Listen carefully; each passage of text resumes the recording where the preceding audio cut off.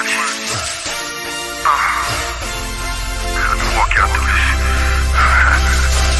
I'm gonna do this. Yeah. It's the fall of commercial rap. Contenders heard I'm back. Doors are wide open, time for some murder tracks. Brooklyn, North Philly, or hoodlums walk with me. This is documentary rap, not Walt Disney. New York City, it's the illest team you ever seen since J&B's.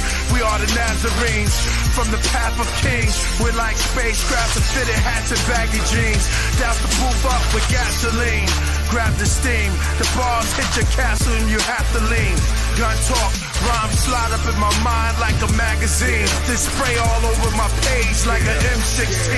Yo, who's hip-hop's purer? Our aura's like an AK Bible. What up, everybody? Welcome to another episode of Killah Priest Podcast. I'm your host, Killah Priest, I Ain't Sheik. And who's controlling the rocket? None other than AD.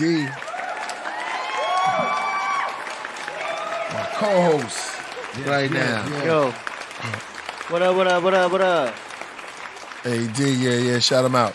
And on the phone right now, I gotta, because this is like newsflash. Before we start the toasting with the toast, let me shout out to the chat room. Shout out to the chat room, Rocketeers in the building, and the craftsmen in the building, or the craftsmen and the Rocketeers, whatever. The chat room's on point. If you're just coming in right now, and I know y'all are, it was just a crazy, deep, dope debate. I have Sul here, and we building it with. We building with the. I have the legendary, master, legendary NGOZI, Justice. His name is Justice NGOZI on the phone. Y'all know him as NGOZI, but his name is Justice. Okay. And he was just going in. Peace, Lord. NGOZI, you there? Yeah, I'm right here, brother. Oh yeah. So we was just going in. I might have to take off my headphones for this. So we was just going in because we was talking about You was going into the see, I say Ugaric, but you were saying it pronouncing it differently, I think. So we was into the Paleo-Hebrew language now. The Paleo-Hebrew languages. Exactly. Yes. So before you even have established Hebrew that's written in literature, the language family within the Semitic branch was already being spoken. It's called Paleo-Hebrew or Paleo-Phoenician or the Phoenician script. That's right. So that the is thing correct. is that this is before you even have literature written. The Hebrew, see, people don't understand there's a difference between a Hebrew or Israelite and Judah. These are a combined confederation that formed later. So by the time we get into, the Septuagint is the Greco version of the translation. That's right. But when they got there, the actual Hebrews only had in history as nomads, they only had Deuteronomy written in literature. Other people added on. Then you get the Babylonian Talmud with Israel. Israel was sponsored by the Persians. That's right. So the complete book that we have that's packeted happens later. So now you got to understand what the Arabs, which is a Semitic-speaking people as well, why are they arguing with the Byzantine Empire, which is the Roman, Syrian, Christian branch in the north, and why are they so confrontational with the Jews? First of all, the Jewish narrative kept changing. The book kept changing. So the Arabs was like, nah, we ain't feeling this shit. Y'all foul. And they call them what? In the Quran, they call them pigs. Yeah. And also, they fighting against the Byzantine Empire, which is the Roman Empire. So these Semitic speakers in Arabia are honestly trying to say that they are the original inhabitants of the Semitic family. That's the whole struggle between Ishmael and Isaac. Exactly. They're arguing with them. Now, when you get into the history, I'm glad you're pointing this out. Because one of my former teachers, Dr. Malachi Z. York L., right? Yeah. A lot of his books, what people got to do is a lot of people will take the books and if you remove the religious stuff and really start to really get into what he's saying, he's really trying to explain to people who the Semitic people are and who the gods that they followed and how he was trying to show the distinction between the different gods. You feel what I'm saying? And how they changed over time. Of course, many of people have done this, but nobody has done it in the Semitic aspects of it. You follow what I'm saying? And that's where you're going in right now, where you're tracing it back all the way back to go ahead. All right, so my question was when we started, and this would shock me because I was like, well, okay, so Yahweh, the name Yahweh. You saying it wasn't in Canaan. No, it's Yahweh was not a Canaanite deity. No, it was Yahweh not. was a southern Levantian deity. Yeah. It comes from a tribe of people, or a tribe of pastoralist nomads called the Shashus. The Shashus roamed through Egypt, southern Levant, and the northern parts of Arabia. And in the biblical text, we know the Shashus is the Midianites. Yeah. And the Midianites is who Moses' wife Zipporah was. She was from the Shashus of the Midianites. Right. Midianites. And the Midianites and a lot of the Shashus were highly partially Ethiopian, which is black people that spoke a branch of Agal Cushitic languages. And they also was a branch of those wandering bronze Eurasian populations that mingled together in those zones and was a confederation. And this is why you got to remember, Musa didn't know, the idea of Yahweh until he moved with the Midianites who was worshiping Yahweh before him. According to the narrative of what they give you in the biblical text, even Ibrahim or Abraham wasn't worshiping Yahweh. No. But even when They didn't First of know. all, Abraham never called on Yahweh in the Bible. He was a Chaldean. He called on the god Mazda. Yeah, he called on Mazda, and then when he met Melchizedek wasn't even worshiping Yahweh. So now we got to get into the timeline of when did Yahweh get imported into that area and become the supreme deity. What happened was the actual historical Hebrews. Now let's take that term Hebrew because that's a later derivative. The actual term was the Aparu. The Aparu were in Metadata. The Aparu in Metadata was the insultive term. It means to wander. Even though Hebrew, it tells you it means too, to cross over or wander, but it also means in Metadata dusty. Because they looked at pastoralist nomadic populations from the Levant as being dusty, or these wandering populations from Arabia as being dusty. The Aparu, remember, in the biblical text, remember when that lady asked Abraham, who are you, you Hebrew? She never called him a Jew, never called him Israelite, Hebrew, because he was crossing over. He was the wanderer. That was like an insultive term. Exactly. So these are a group of people who had a level of doing things. They revolted a lot. They went against the system. Before the so-called Jewish faith developed a settlement from the northern parts of the northern hills and became established. Remember, culture makes way for a civilization. So before they cultivated and formed into civilizations and had a settlement, these people were renegade pastoralists going from place to place, going against the system that they thought that was being oppressive to them, regardless of what the government was. Yeah. Well, the Camites, or the people of Tyre, they talk about them. They call them they actually invaded Egypt. They would be the Hyksos dynasty. Hyksos? They're the Hyksos. The Hyksos is in kinship to them. The term Hykso and Metadata, Hakso. Right. It means foreign rulers. And according to Manito, he thought it meant shepherd rulers, but it doesn't mean shepherd kings. It means foreign kings or foreign rulers. Right. They're coming from, but these people coming from the Levant. So the Aparu are part of that confederation. These are all groups that's coming from the Levant that's coming in and trying to dominate certain zones. But one group of them, all the Hebrews actually is actually a bunch of Shashus and the branch of Canaanites who come together and make themselves distinct from everybody else. Like while other northern Canaanites who was mixed with Philistine, and we know now genetically the Philistines came from southern Europe and they're Greek, who mixed with the early Levantian population, they separated themselves from them. They didn't eat pork. The niggas in the north ate pork. Yeah. Now we got to understand the Samsara zone with the actual Israel before we have the more later modern part of what we have now, or Samara, or the Samara zone. That was the actual place. And then when you get into Menopotastella, he only named Israel one time. He said Israel is no more. Israel means one who struggled. El. They used to worship El, the storm god. Right. You know what I'm saying? He killed them. But he actually didn't. They became a confederation. This is why that book is so powerful, because these people created the perfect narrative for themselves because they were trying to tell their story to the best of their ability. Exactly. This is the thing about Musa or Moshe. He was raised in Egyptian schools. So he learned that the actual Neterus, according to the narrative, wasn't actual fact because the ancient Egyptians already knew that there's only oneness that exists. The term oneness, when you get outside of the attributes or the different levels of the divine or Neterus, is Nebecher. Nebecher means Lord of the uttermost limit or Master of the uttermost limit. And it expresses itself through the different levels of degrees of nature, which are the forces that makes up the total reality. Yeah. So instead of going through all these different gnomes and worshiping Heru and worshiping Ra, I might as well go straight to the source.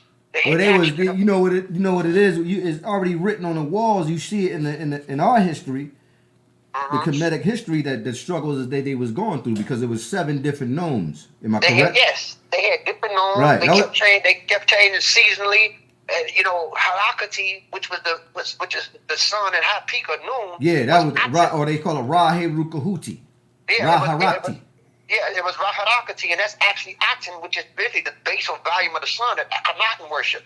So it's a bunch of politics that made rape or the mindset of what we deal with when it comes to the Semitic narrative of what they got going on when they start to develop all these different customs. You get what I'm saying? They really all come from Africa and Egypt, or really Egypt. A lot of them. Absolutely. The total base foundation of it is Africa. Even like the oldest branch before you get Ugaritic or Akkadian, which is the later established Semitic language that develops around 4,300 years ago. The earliest stratum of Semitic goes back to a group of people called the Harifians, and it develops in the Sahara, east of the Sahara, 8,000 years ago before leaking out and going over there. So this later addition of Semitic is way later. Even the Arabic, that's not actual. No. Arabic is like one of the last branches of the Semitic stratum. Exactly. It comes from the Tibetan script. So we got to follow what's going on. Yeah. It's and that's why it's like 6,000 dialects of Arabic. You know that, right? Yeah, 6,000 dialects of it. Yeah. It's not a pure. Then you got not really pure like that. That's why I always point out that the Quran that they have in their hand and what they're reading today, you're not reading the Quran that was written at the time of Muhammad. No, it's impossible. You don't have it. The closest one, well, they got one in Sudan, and they got one in Morocco, the Maghrebi script, but that's mixed with, again, Bantu is mixed with Bantu, French, and other languages. This is one of the reasons why if you go to Sudan and you listen to people who speak Arabic from Mali, Sudan, and Senegal, it's totally different. They do not speak Arabic like how the people in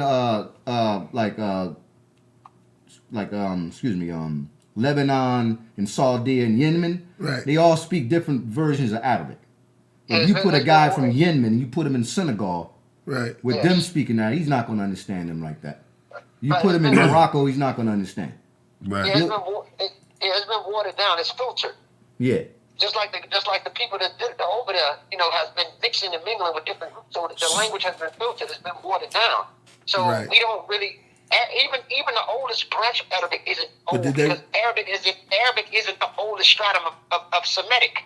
Right. Ugaritic is older than that. Then you got to go back to the Harifian. And then once you go back to the Harifian language is in kinship to the Chadic language because it developed in the eastern part of the Sahara. Yeah. So the base root of all this shit goes back to Africa. Yeah. The first Iber or pastoralists that we know about historically were the Fulani, which, the Fulani of the Sahel of Africa. Before you have turned around and get the later edition narrative of biblical text, which is an after effect of long-going processes of human migratory routes way before. These were nothing but Bedouins trying to tell their story to the best of their ability. But we have those Israelites, Jews, and Hebrews are actually different. They don't have a one-way story before we have the more packaged edition of what we have today. It doesn't make sense. Yeah. So you said there's a difference between Jews, Israelites, and Hebrews. Absolutely. Israelites worship El. That makes sense. Israelites worship El, one who struggles with El. The Yahudah was established with the Shashu that came there. And the Abaru were just renegade branches of Canaanites that was uproaring, who did like a lot of soldier work based on where they were going.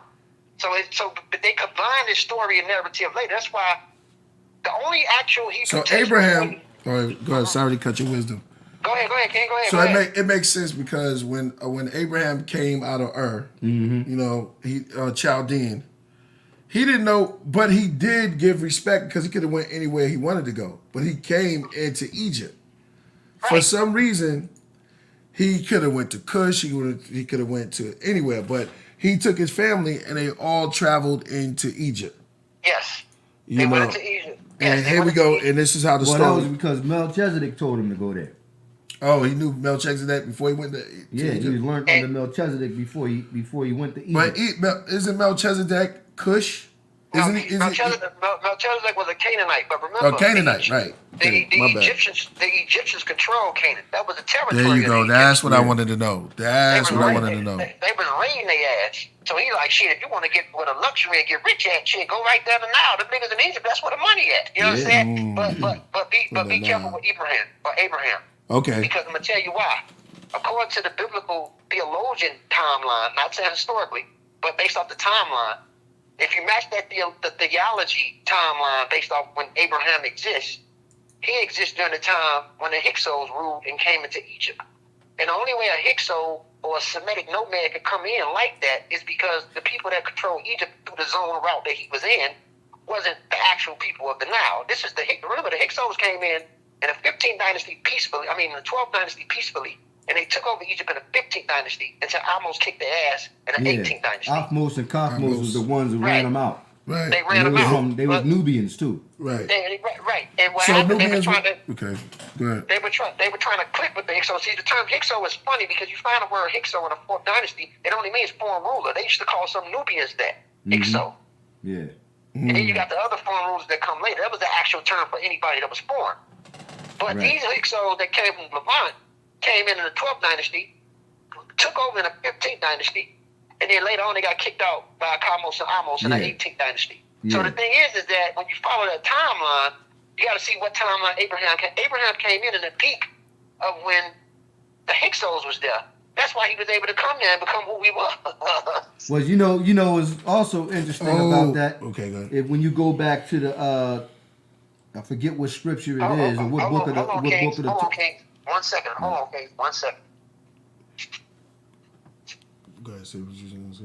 I was going to go back to the Bible where a lot of I forget what book it is, but a lot of the names in the Bible, I forget which scripture it is.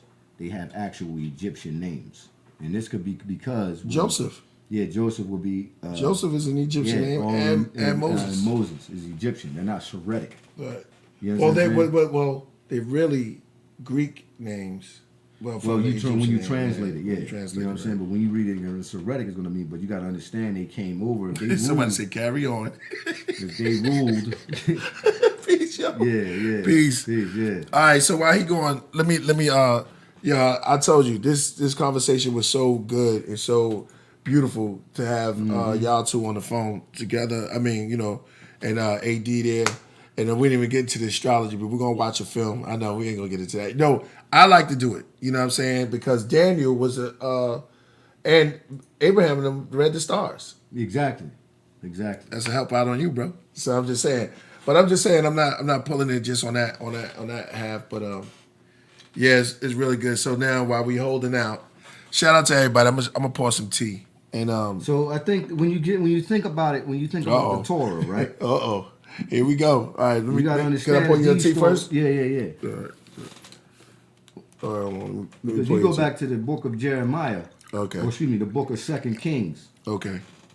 Forget the chapter, right? They give praises to Taharka, the king Taharka, who was really the king of Cush. They actually call him the king of Cush, being the one who saved the Israelites from, you know what I'm saying, from their true enemies. And in fact, they call him God. You go back and read that scripture. You can pull that up. Moses, Taharka being mentioned in. Let me say this for my Bible, my biblical cats out there. Let me say this. Mm-hmm. There was really no beef. There was no beef with Israel and Egypt, and in the beginning it was at harmony because Joseph was in. Let me make sure I'm shown.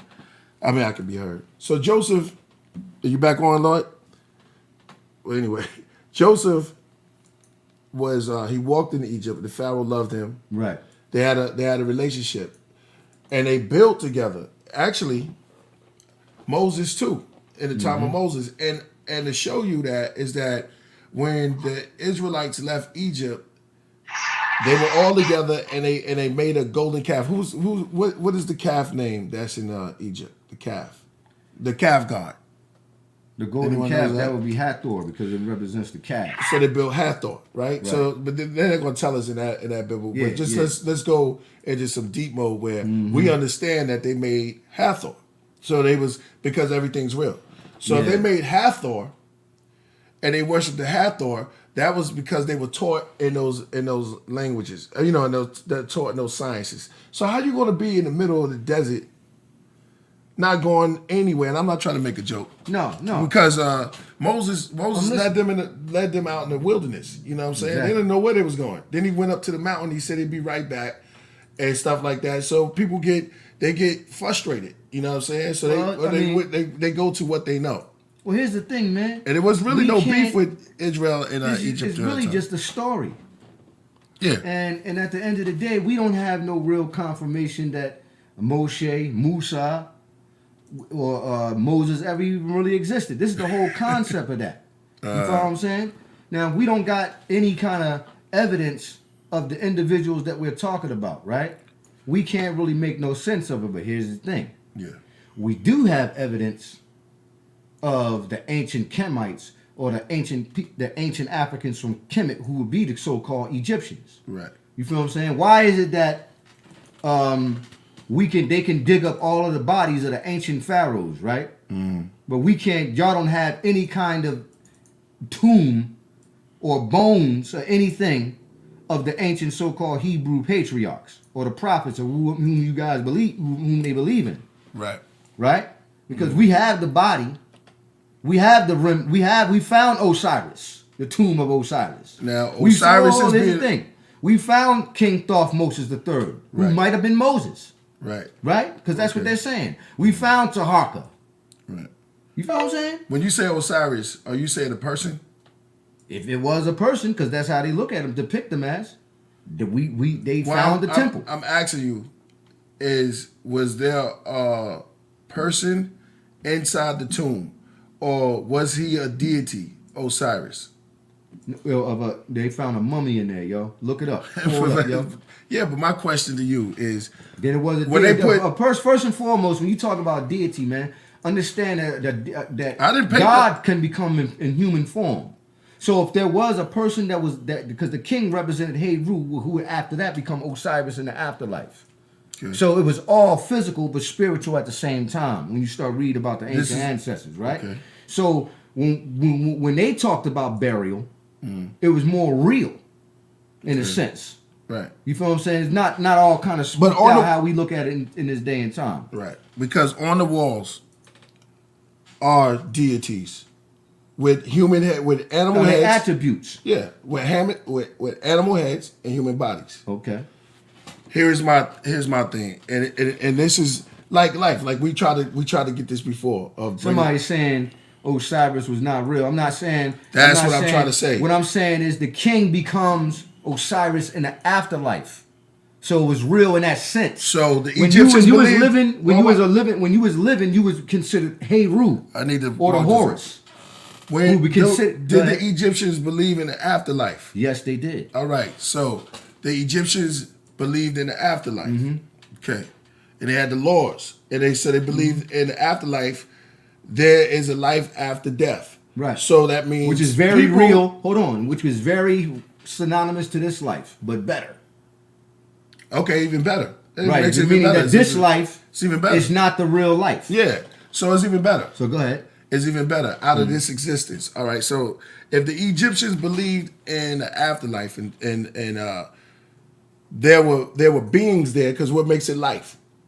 Well, here's the thing, because I don't want to. How can I put this? Okay.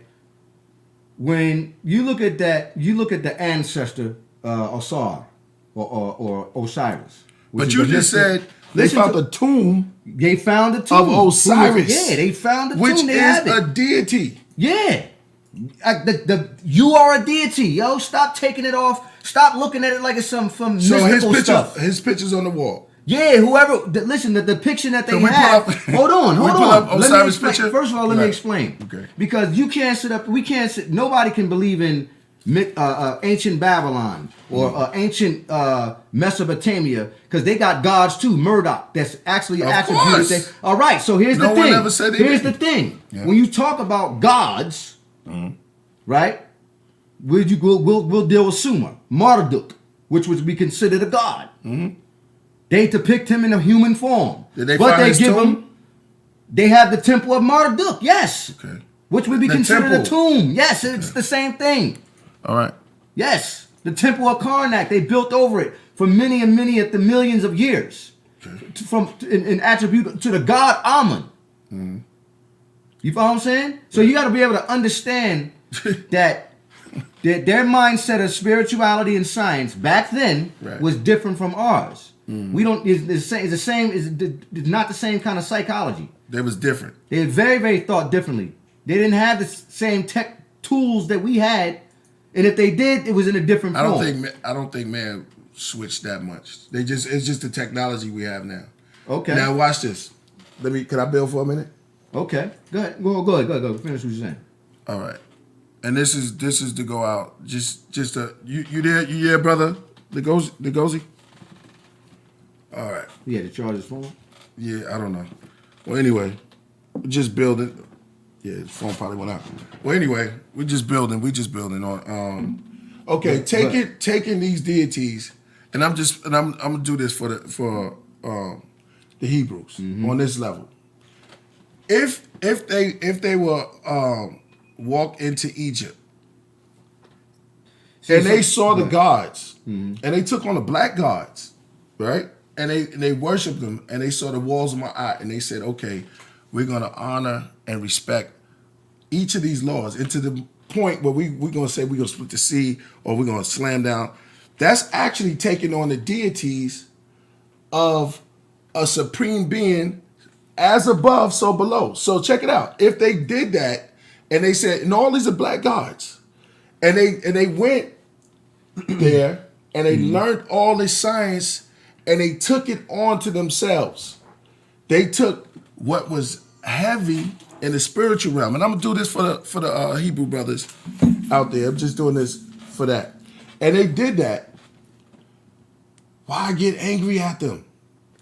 You know what I'm saying? You know, why get angry at them if they was there amongst the Egyptians and they saw the God and they chose one, and you could call him Osiris, but they call him Yahweh, and that's what they wanted to do.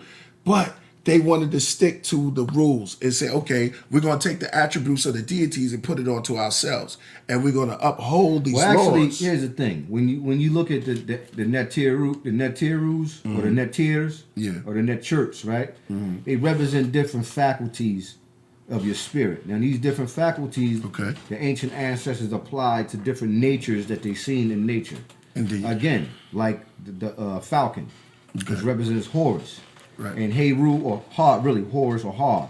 And the reason why is because they looked at the falcon, and the falcon, that's the first thing that they seen when the sun was rising. So this falcon represented light in a lot of ways. Tahuti represented wisdom. So all of these different, they used the ibis bird and different things in nature that attributed to the Netirus. Now, here's the thing: when you start to see a human form of the Netchurch or the Netirus, there's really a reflection of yourself. You understand? Or the king. So it wasn't like, you would look like Osiris was really looked at as a god. We gave praise to him and made Osar or the king or Heru as the living attribute or the embodiment of all of the Neters. Sorry to cut you. Peace, NGOZI. We're here. Peace. Yeah. Right. So you're saying that they didn't have gods? No. What I'm saying is the Netir, when you look like the Netchurch or the Netir represents faculties of different forms of nature that attributed to your spirit. Right. Okay. This is why. It's like this is why Heru or the falcon was represented as the king, because he was the living embodiment of light. You feel what I'm saying? Yeah, of Ra or the sun. That's why you always see the falcon encased intertwined with the sun disk. We're saying the same thing. We're basically saying the same thing. I'm saying if they took the deity onto themselves because it represented something like an animal or something like that. The deities have put an anthropomorphic and zoomorphic symbolism, but the thing is that the customs of Egypt and Nigeria and Ghana and ancient Canaanites and ancient Native Americans are a system of dealing with animism that developed in Africa as early as 200,000 years ago with our species, since we had symbolic thought. So all of the forces, like in the Native American culture, you found a force of rain, a force of sky, a force of thunder, a force of sun, a force of moon. These are just principles of nature, or different levels of nature. You know, Shu for wind, and then you got in Nigeria, you got Oya. You got Ushun for love, and then in Egypt you have Heru. You find those same faculties and principles all over the world. Customs, the culture may change, but overall, they're still part of the base root is the oldest animistic systems that developed in Africa from symbolic thought. Nice. You know what I'm saying? So, they told a story based off their nature or the surroundings that they were in. So, right here in Nigeria, we might call Ra Orun. You know what I'm saying? We might call Geb Oduduwa, which represents the earth. But then over here in Egypt, we call the sun Ra, or not just the literal sun, but the power of the sun, the thermonuclear fusion, the energy of the sun. We call it Ra, the radiance. You get what I'm saying? Or right here, we might call the earth Geb, based off the environment around them. And the zoo type might change based off the area that they're in. So all the Neterus or the Orishas or the ancient Native American customs only represents the forces of nature, put an anthropomorphic and zoomorphic symbolism. People created myths that make sense out of life. Ultimately, it's part of our creative mind, symbolic thought. This is how we come up with a lot of customs that we have. But I was So, but I was bringing that up because we was talking about Abraham, right? Oh yeah. He had to have come in with some of the information and knowledge that he learned from Sumer. From Sumer, absolutely. But he still understood Kemetic customs and culture. Absolutely. What's that connection? Straight up, I want to know what's the connection with Sumer and Egypt?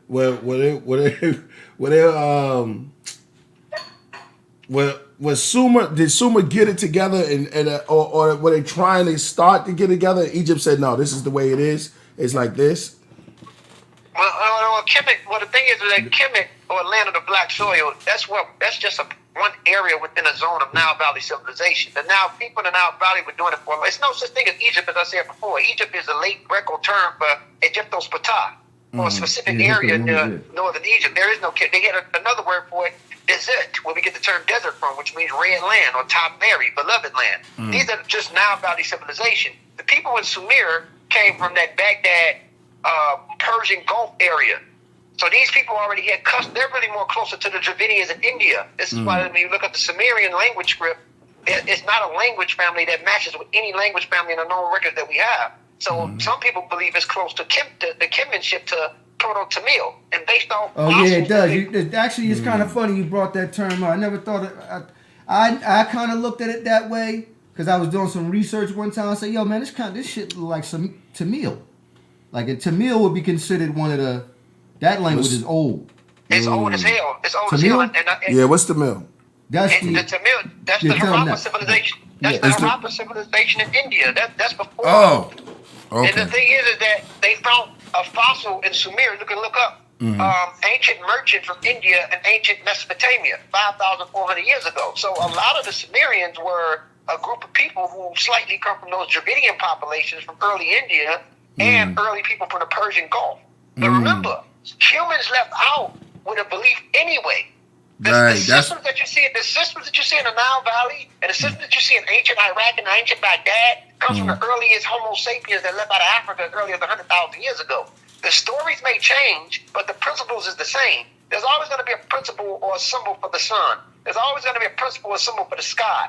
The term when you get into Kabbalah, which Kabbalah is extremely late, but we see the term Ayin Sif, which means boundless, or formless, or infinite. Yeah. That term Ayin, or you get the term like Ayin, you find out with Anu. Ayin means sky, Ki means earth. Anu Naki, 50 cent by one. Ayin.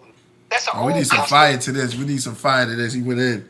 That's an old custom that exists prior before even a nigga even get to Iran or the Persian Gulf, before going to southern Iraq and formulating Uruk that we know that formulated the Sumerian civilization of custom. So they were different and distinct, but they had a trade route. The trade route that the Egyptians and the Sumerians came through was the Levant in a zone called Nakat. They were trading, and sometimes you'll find people exchanging thoughts. So this is why, like in the late half of the Naqada period, you start to see Sumerian customs or certain seals in Kemet in the late half of the Naqada period, or the late half of the second half of the Naqada period too. And you also find certain customs of gold piercings that you find that's coming from the Nile. You find it over there in Mesopotamia. Yeah. When people trade, and it's just like with America and China, we learn from one another. This country, they learn from one another, trade customs, or sometimes we can make it better than you. But here's the trick: the people in Kemet, they fuck with Sumer because it's a symbol on something called on a Namas palette. This is what I tried. You said the what palette again? Namas palette. Yeah, Namas. Yeah. Now the Namas palette, I proved this when I beat up Zion Lech. But on Namas palette, it shows after that dynasty when Narmer unified the land, it's a symbol on there called it's called the Jasper cylinder, right? And on the Jasper cylinder, you see this creature with two long necks. Oh yeah, That's now, pull up the Narmer palette, AD. Yeah, if you pull that symbol up, if you look on there, you can find two brothers with afros holding ropes around his neck. That's that's the people of Ta-Nehisi. Right, and the thing is that you see these Africans with the rope around his neck, they're basically insult Mesopotamia. Narmer, when he unified the land, he wasn't unifying the upper and lower Kemet. Yeah. He was controlling the market. Can you get a little closer image of it right there, AD? For the audience, yeah. For you, no. So it's gonna look like that. Somebody said. Oh wow! Somebody said NGOZI. Oh, he didn't beat up Zion Lex. I have to go watch that debate again. You ain't see that? Yeah, you did a fantastic job. Yeah, NGOZI. I appreciate it, beloved. You always go in. Okay, so what the brother NGOZI is talking about is right here is where we looking on the very bottom. Okay, yeah, that's a better one. Right, you see the creature with the two long necks that's like wrapped around, and you see the brothers with the afro with the rope around his neck. Yeah. Now, if you go on another link and type up Jasper cylinder, Jasper cylinder, that symbol comes from Iraq. Those people from those areas was trying to find their way in Kemet, trying to control the market, but Narmer wasn't going for that. Now, it's funny if you look closely at the Narmer's palette. And it was Sky. Narmer is holding one of the, what is that, the Hittites? Anunnaki together. It's Anu in the marriage of Kemet. Yeah, you see? He beating their ass. Exactly. Exactly. Wow. That's exactly what it is. But you start to see them come in on something called Jebel Arachnight, and that's the second half of the Naqada period. So the Sumerians wasn't, or the people of Sumer, Sagagigi, Babylonian Blackhead. We got to be careful with that because a lot of people think that they were black. But the Akkadians was more black because the Akkadians had a customs or culture that comes from the Arabian Peninsula that was a kinship with the whole Canaanite. I mean, you know what I'm saying? So we got to be careful with that because Akkad was north of Sumer, but the thing is... So what did black-headed people mean? I thought they were black. Sagagigi actually doesn't mean it. It means absent mind or to be distant. Sagagigi or to be sick-headed. It was an insult. Sagagigi. Meaning like, the sick-headed people, the absent-minded ones, meaning they were... Why would they call themselves sick-headed people? No, they didn't call themselves that. They were, they were labeling themselves as being the indigenous population of older, but they wasn't old there. The Sumerians wasn't from there either. Before that, you had the earlier Semitic cultures there, like the pre-Proto Neolithic A, B, and C group, the Kasi groups. The Sumerians came from near the Persian Gulf in southern Iraq. They had kinship to people near India, so they had a distinctive look. So the Kenyans called them Sigagigi. They said that they call themselves that, but when you get into like really researching the Sumerians, they really didn't even call themselves that the way people say. That's why you got to study Near Eastern studies. It's actually a sort of term because they actually wasn't from there. They took over the southern parts of Iraq from earlier Semitic speakers that was wandering around that area. The Akkids was only north, but they brought customs because they had kinship with the people of Arata, which was modern-day Ukraine. They were trading in that area. And they also had kinship with the Dravidians, the Proto-Tamil people. And they traded in Delum, which is near the Arabian Peninsula. So there's a lot of stuff going on which forms this confederation of these people that we know today as Sumerian. If you go back in ancient times, these terms really don't exist. Some of these people even wandered from the area in and now trading, but they got on bullshit. And this is why you find that symbol on the Jebel Arachnight the dude in between two lions. You Yeah, find pull that pull up the Jasper cylinder. Pull that up. And now on the Jasper cylinder, that same creature that you found on normal palette, he don't even. Okay, yeah. All right. Nice. Right, he has it right here. Ooh, that's like the. And that's exactly what it is. Look like the it look like the caduceus too, man. That's hard. But here's the thing. That's why I'm just letting you just spill it all out. The reality of this stuff is that when we go and we start the long time, a very long of a winged gargoyle. Yeah. But it's in Sumer though. It came from it's a depiction of the god from Sumer or Babylon, Pazuzu. Exactly. So all of these ancient texts, they just going back in there, and that's what they saying that the devil is. You know what I mean?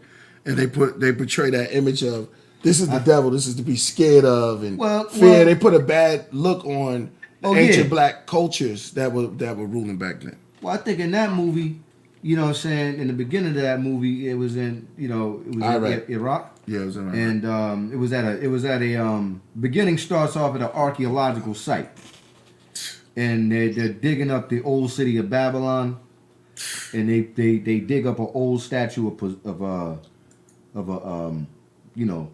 And what that got to do with benevolent God? I think what it was that the archaeologist who became a priest eventually in the movie, he took some of these artifacts back to the States with him, and something happened to him when he opened up one of them tombs.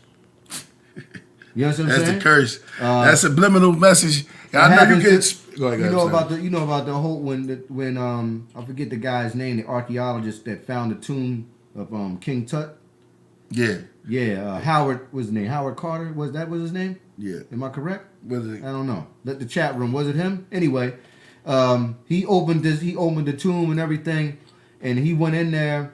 And he was excavating. He was digging everything out, and he got bit by a mosquito. And after the excavation, after they dug, did what they had to do, he eventually died of a mosquito bite in Cairo. They say that 7 days later. They say that has something to do. What you think about that? That's where they get the curse to King Tut from. That's dope. It was actually from a guy that actually really, the guy who actually discovered the tomb of King Tut. Oh, Triple JC said 13 people died after that. Exactly, wow, that is hard. true. Yeah. That's hard. Why the number 13? I know you do get spiritual too, brother, on some level, NGOZI, but you more of a, I don't know, archaeologist, historian. I don't know what to call you sometimes. Well, you got to think, when you open up these tombs from long ago, you got to understand chemicals. But not only, you want to get into the spiritual, is that also. You know what I'm saying? This stuff has been in there. This stuff has been there for thousands and thousands of years, and you just open it up in 18. You know what I'm saying? NGOZI. Yeah, and you gotta, if you understand how microparticles work and certain things like FP, it's that stuff just sitting inside the areas for so long. By the time you open it up, it should cause those type of situations chemically for you to get sick and pass away. They just opened it up without even. They used to smoke cigarettes around the mummies. That's why, or tobacco. Yeah. That's when they used to think that Ramesses II had. He had ties with Native Americans, and that wasn't true. The early Egyptologists used to literally smoke around these things. And again, when Tut was discovered, this tomb was sitting up for 3,000 years before they opened it. Those type of chemical repositories can cause that type of thing to happen. Not to mention, there's a science. But if you want to go back in ancient times in Islam, from a Sufistic perspective, jinn only means hit. So even bacteria and viruses and particles is a form of enmity and spirit. Even in the most lowest quality of what we can't define. That's a jinn. A jinn means hit. You have different levels of jinn, according to how Islam works. Not to mention, so there are things that happen. So even in a scientific way, even though, I hold a degree in biology, I still see things from a symbolic state, dealing with spirit, especially when it comes to understanding quantum physics and how things work at the quantum level. But that's totally different than when you open up a tomb that's been around for 3,000 years and all these particles and bacteria has been sitting in there for thousands of years, and then you finally open it. It should wipe out the first 14 people that's sitting around. They should get sick and pass. It's crazy. Man, NGOZI, I got a song. I gotta send him. I gotta send you, bro. Word. I would like for you to speak on it or something, man. had a song that I think you would really like and stuff like that. And I'm gonna play some stuff tonight. And we having a good time, man. This turned into something that I wanted because I wanted to watch this film. You got more time? What you dealing with? Oh yeah. But right now I got about a good 15 minutes, King, and I'm gonna stay on and just listen to the bill. I'm here. Oh, okay. All right. What, you got 15 minutes to build or just listen? 15 minutes to do. I'm gonna talk a little bit and I'm gonna listen to you guys and I'm gonna build as we go backwards and forward. Oh, okay. Yeah, definitely. Okay, I got you. All right. Yeah, but I ain't gonna lie to you. The Jasper Collider, you took me to another chamber with that one. Yeah, That's sitting right there, right in front of your face. That's crazy. That's You know what I'm beautiful saying? right there, yeah, And be able to connect the dots. You know what I'm saying? Because people think that this stuff means something else. When if you talk to some of our brothers and sisters who study this stuff, they want to take it and make it all into a bunch of other stuff. But a lot of the conflicts with the people of Kemet, you could see it written on the walls of Egypt and on their own cylinder seals. Yes. Who their enemies actually was. Yeah, they had a lot of issues. And who they defeated. Yes. When Norman unified Upper and Lower Egypt, it wasn't just him upper. If you had control of Lower Egypt, which is the north near the Mediterranean, that means you control the trade market between the Levant. And if you got ties between the Levant, that means you control the trade market in Mesopotamia. Mesopotamians from Iraq and Iran went through Syria. Syrians went through west to get into the Levant. And in order to get to Levant, you got to go into Egypt. These were markets financially. These niggas was on business, yo. This is what this stuff was. This is so when they say Norma unified Upper and Lower Egypt, he just didn't control the zones of Africa. He controlled most of the Middle East at that time. That's why if you study our monoletters, these niggas is calling Akhenaten and Amenhotep III God and Lord. Send us this. Please give it to us. We need this. We need that because the Egyptians had satellite teams in those areas controlling those borders. This is how much power the black man had at this time controlling the borders. And they also, the Egyptians never gave away their women. They'd take away other people's women. And it's a reason why a lot of the people in Northern Africa had this distinctive look compared to the ones in the upper parts. Because at that time, these Africans have always been breeding with Mediterranean type people. And pre-Anatolian people. And some of their women will look like, some of their women will look like, they'll be highly lighter skinned with dark hair. And it's been like that for a long time because at this time, these dudes was controlling a lot of the market. Yeah, so they was that's a good point. And when you show that Africans was actually controlling those parts of Asia and actually bringing people in as slaves. Yeah. I think how many concubines did Ramses the second have? He had 90 kids. He had 90 kids. Not all of them was African. No, he wasn't. Even with him, his mother. Remember, Seti the First was his father. Yeah. Seti the First. His mother probably was remember in the Battle of Megiddo, Tutmosis III brought foreign people from Megiddo into Africa. So you had Kim Kardashian-looking women there who was Egyptian citizens for a long time because these dudes was taking on those type of women for thousands of years. Right. It's kind of crazy when you think about it. But if you look at the people the people from Persia, you know what I'm saying? You could see where the mixture came from. Absolutely, because when the Persians came in, even though the Persians, it wasn't race the way we see it today, but even though the Persians spoke an Indo-European language, they also imported Nubians from the south, because one thing about the Nubians, a lot of them were good at shooting. So a lot of people use Sudanese people in their military. Yeah, the bow, yes. Tasseti means land of the bow. So you have a Nubian rat with some Asiatics on this side, while you got some Nubians in the Egyptian empire fighting with the Egyptians on this side. They have another group of Nubians running with these niggas already over here. So and they all using these people because they were good at shooting. It was all part of the military. It was crazy. It was crazy. That's crazy. That's crazy. So it wasn't just so there were other African, no doubt. Oh, shout out to Dave Flores in the building. He said, "Peace to NGOZI. We love hearing you talk. So much knowledge." Man, peace and love to the family. I appreciate you guys. Indeed, man. It's crazy. So there were other. So what Nubia? Right. So they were Nubian Kushites. Kush. They were in. Cushy. Yeah. Cushy, yeah. Right. Okay. What's it called? El Kushi. Kushi. Okay. Kushi. And who called them that? They call themselves that? The Egyptians called them that, and that was actually in northern Sudan. These were Nilotics, Nilo-Saharan type people. Even before the Meroitic speakers came in and took over Kemet in the 25th dynasty, you had Karma. The Karmites. The kingdom. Yup. Karma was a big kingdom. Go ahead, brother. Yeah, it was the biggest kingdom. And before you had Karma, these people their predecessors were the ones that built Nepeta-Playa, dealing with astronomy. Right. One group were Afro-Asiatic Cushitic type speaking, Proto-Cushitic type speaking, who were Bija that you find today, but not the modern day Bija, because they have a lot of late addition components to their culture from better ones that came in. But a proto-Bija type, and the others were Nilotic types that you find, like the Dinka and the Ner type of Sudan, that people don't even like to talk about. But a lot of these people live from the Nuba zone and the Nuba Mountains. So these people... That's it. That is correct. These people were even with the Egyptians, it's something called the Jebel Sahaba Grade.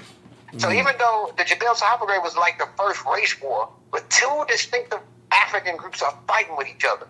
One group, the anthropologists, tried to call them African, Levantine, European, but actually they were Ethio-Somali looking people fighting against Ner and Dinka looking people. Okay. That's deep. These features always exist in the continent for a long time. The diversity of who we are is for a reason, because humans spend more time in Africa to be diverse, typically outside of Africa. People haven't been outside of Africa for 100,000 years when it comes to Homo sapien branch. But humans spend more time in Africa to develop these different traits, phenotypically, for almost 500,000 years since our development. Not to mention the earliest humans, not Homo sapien, but the earliest species of humans go back to Homo habilis, which goes back 2 million years. And before that, you have Australopithecus afarensis. And before that, you have Ardipithecus. Before you even have that, then you have, after Homo habilis, Homo erectus or Homo ergaster going back 2 million years. So a lot of these traits that Homo sapiens have is traits that develop in Africa. The bipedalness for you to walk upright for long periods of time. They developed 4 million years ago in Africa. Right. The way you look from the neck down developed 2 million years ago when you start to find Homo erectus. The way you look at a face, the flat face and the protruding chin, that starts with Jebel al-Hud that we find in early Morocco 300,000 years ago. Some people had narrow features that a lot of our Mediterranean brothers have and a lot of our Latino cousins have, because they're highly mixed with Mediterranean from Spain. And the Spaniards they're coming from, before they came in Spain, they came from those Anatolian groups near Turkey 8,000 years ago. And before that feature developed near the Levant. And before that, it developed in hot, dry climates in North Africa. So Archaeology give you reference to that. So people have these distinct features in Africa before it comes out of Africa, and then slightly comes back in different situations. So it's a beauty to what's going on with the diversity of understanding Africa. And this zone in Sudan was a cross route for thousands of years for people to go in and out. It's something called the earliest Nubian complex, going back 100,000 years, when you find Sudanese tools in the Arabian Peninsula 100,000 years ago. You guys get the article, type of Nubian complex. Yeah. Nubian complex, bro. I think I read that article. They found tools in, what did you say again? In Arabia, 100,000 years ago. Yes, sir. Damn. Did they find fossils in Egypt? Yeah, they found Homo sapien fossils. Well, they had fossils from the Tyrian culture that they found there in these Wilden pits, which goes back 100,000 years. They found other groups of, they found a Nezet Culture skull, going back 30,000 years ago. They found pre-dynastic, before you have the Badarians and Akkada, you have the Mushabians, who were related to the Halfling groups. And then before that's the Halflings were the people, the people of the Twa people. The Halflings were related to the Iberian Maroons and the Kepians in Niger. The Twa people were coming mostly from the Congo, but remember the Egyptians will import Twas from Punt, which is modern day Eritrea, and the Congo. See, the Egypt thing represents the confederation again of the magic of Africa. This is the capital of African complexity, even though a lot of the basic foundation of it, the components were already being developed in the continent way before we even got into Egypt. Right. And that Levant shit belonged to us, since the Nubians. I mean, the first people that were there, look at the E marker. These niggas was Africans. The Levant belonged to you, and not to mention the northern parts of Iraq.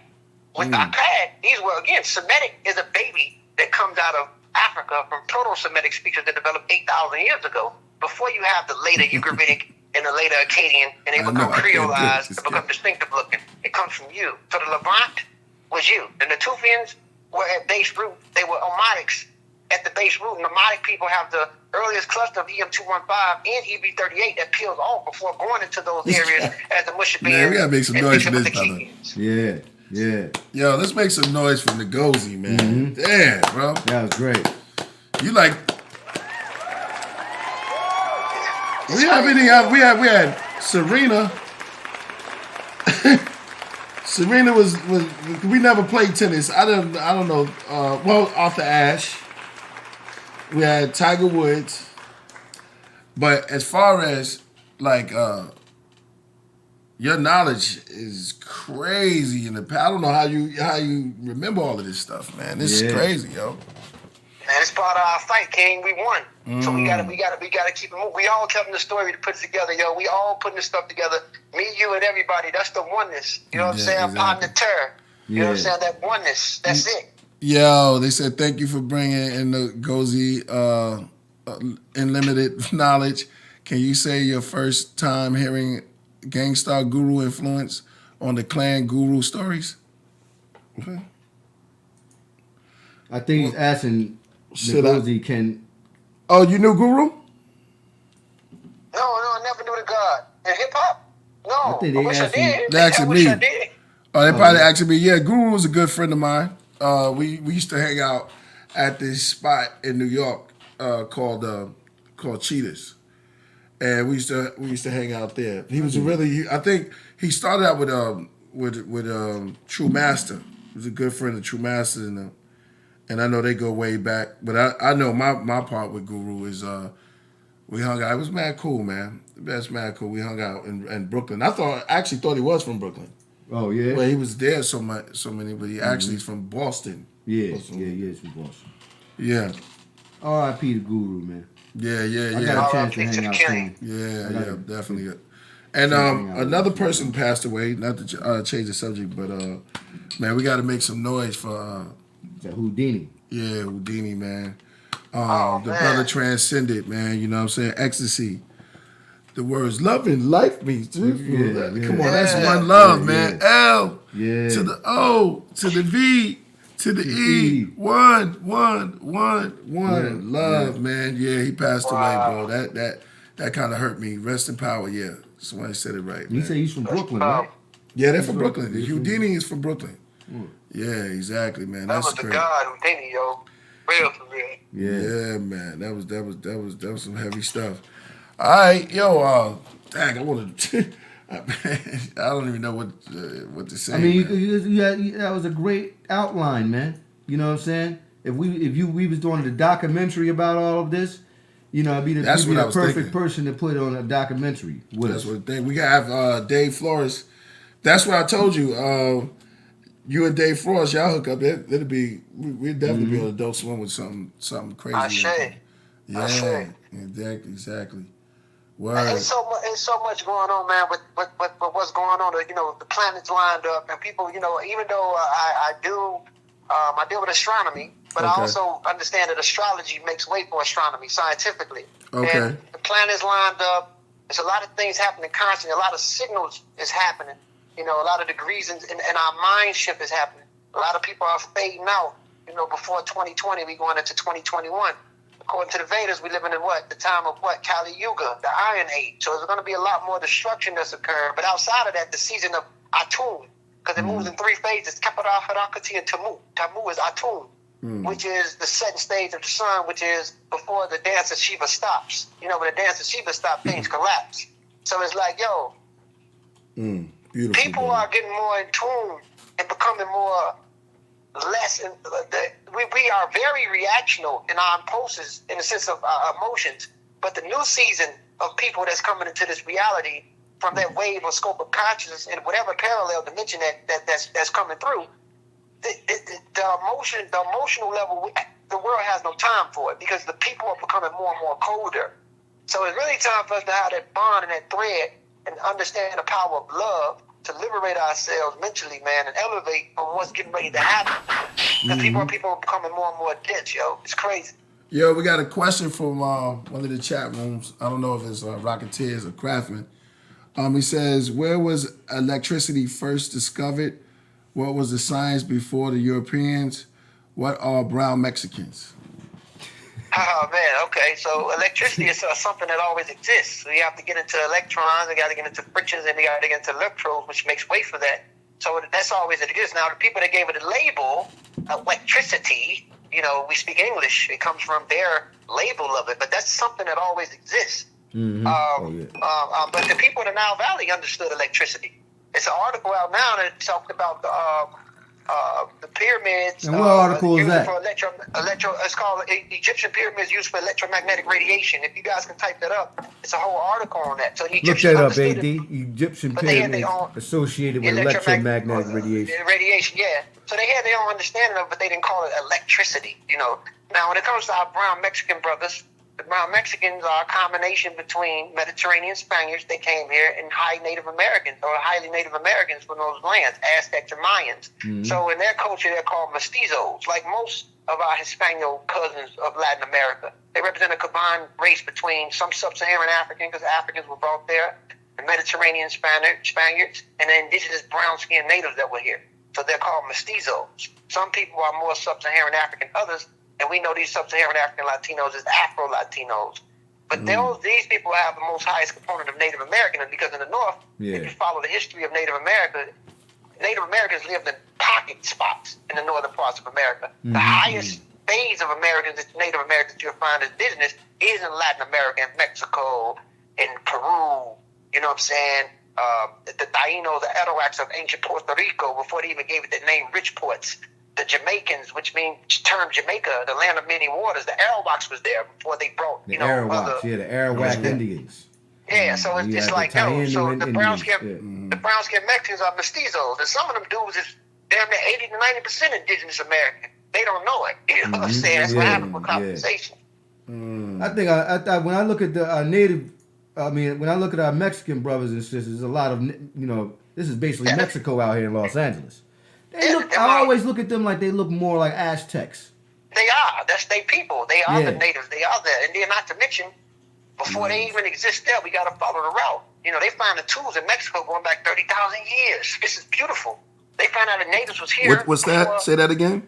They found tools in Mexico recently that goes back 30,000 years. Mm-hmm. So they found out now, that people were here longer than what they thought before the idea of people crossing the Bering Strait 16,000 years ago. Yeah. You got to remember the first phase of humans, if you follow the phylogenetic tree, K2A gave rise to the P and Q marker, which also gave rise to the early R marker that Europeans have. K2 is what you found with the people in Papua New Guinea.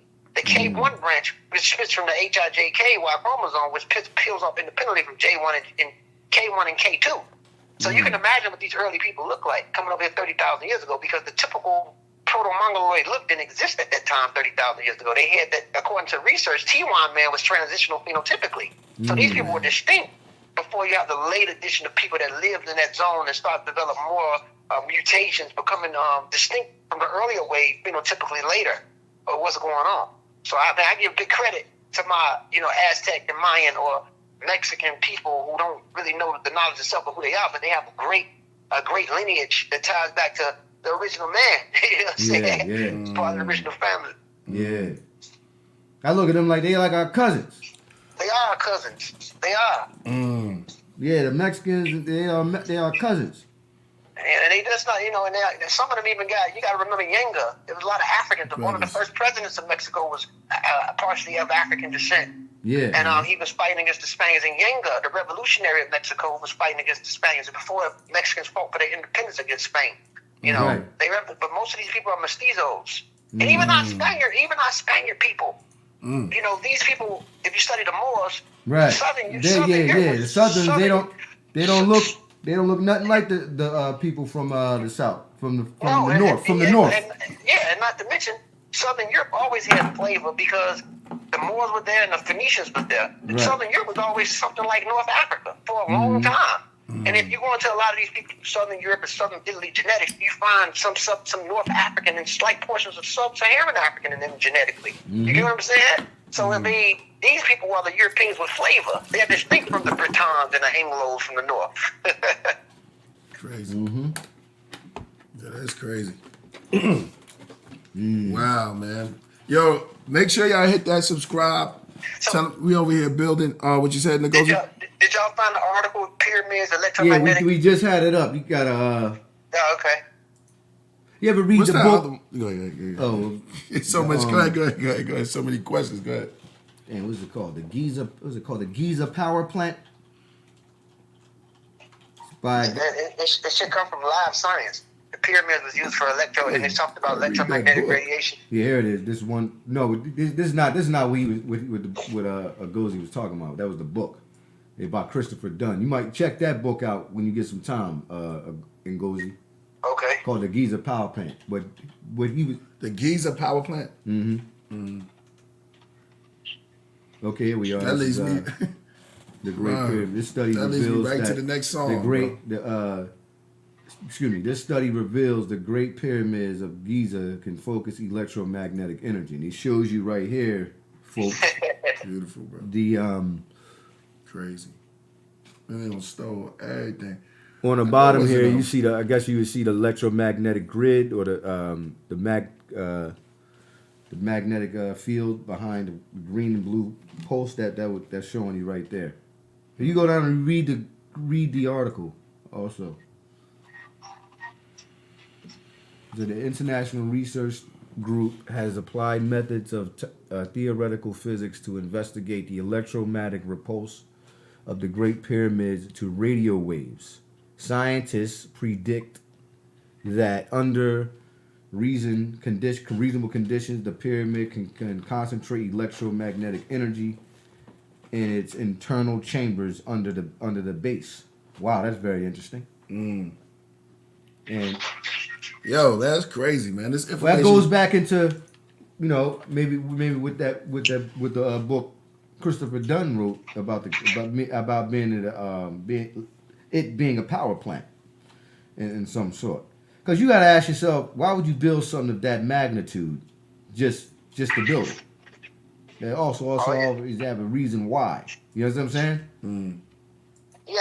And, like I said, electricity, man, this is an old force. It's actually a result of pressure. When you deal with biomass or hydropower or wind or solar power, it creates this friction.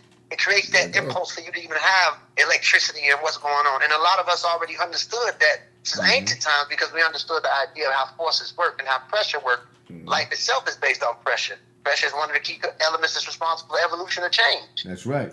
That is correct. Yo, make sure you hit that like and subscribe if y'all can hit that super chat if y'all have any questions for NGOZI. I don't even know if we still on planet Earth right now.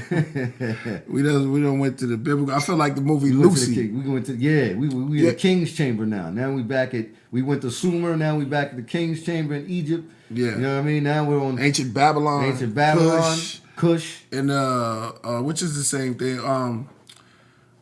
What I was gonna say. Okay, make sure y'all hit that. I threw me off real quick. But I was gonna ask you. So where is the Panamanians at? The Panamanians, the origin of Panama. I know they're dark, and Cubans they're dark too. They're bright. I'm asking. I'm just looking at you though. Oh, okay. Well, a lot of them, again, you're talking about the Caribs, because a lot of the Caribs, which is all part of those Arawaks and Tainos, they were all there before the Spaniards got there. Those brown-skinned natives. Even in ancient Colombia, you had some of the Colombians still got a lot of their indigenous fragmented brothers there as well. The indigenous family there, they live in pockets, but these people were all part of those early Carib groups who were Arawaks and Tainos. Like I said, Jamaica, that means land of many waters. The Arawaks named that land. They used to be a tool with a lot of the other groups of Tainos, but they all come from the southern parts of America. The thing is about the oldest groups of natives, when you follow the genome or follow the phylogenetic tree, is actually in Brazil. Brazil is where you find the earliest natives in the Amazon. Those people, you got to remember, these people migrated from the Bering Strait as early as, again, from the new fossils, probably as early as 32,000 years ago. Not to mention when they went into Brazil recently, a few years ago, 2017, they found that the Brazilians and natives in Brazil had Aborigine DNA, partially. Because at one time, I remember that. Yeah. So I remember that article. Yes, and what happened was that a lot of these people were breeding with each other and transitioning from one another before coming through the Bering Strait. Remember, that morphology of the typical Mongoloid look that you see today didn't exist 30,000 years ago. So if you want to find the earliest natives that crossed here, you'll find them going in the southern parts of the world, because they spent more time traveling through the Bering Strait. And some people even talk about the rafts going through the Pacific. They spent more time traveling going south than the late addition of the natives that live in Alaska. They found out now that the Newts of Alaska was actually the last natives to come here. They wasn't even, like, people just think that it was the first, but no, they were the last, and they are more later neo-Mongoloid phenotype compared to the earlier populations live in Brazil. So in Panama, and before, like, the Spaniards and the Portuguese took over these lands, these were all natives. That's right. Coming from the southern parts. That's right. Migrating from the Amazon. That's correct. Learning is beautiful. Yeah. Thank you, brother. Yeah. You know. Right now, I think that they trying to destroy the Amazon. They trying to destroy anything that's indigenous. Yeah. Yeah. I mean, look at what they doing. Look at what they doing to us in the Congo. What they doing to us in Gambia and Mali and Upper Egypt, the Fila and the Bija being oppressed. Those are the actual people who are remnants of ancient Kemet. The Nur and Dig in South Sudan, the natives in Brazil, the natives in the little pocket areas in Puerto. They taking over anything that represents the originalness because of greed and selfishness. Greed and selfishness. They conquering the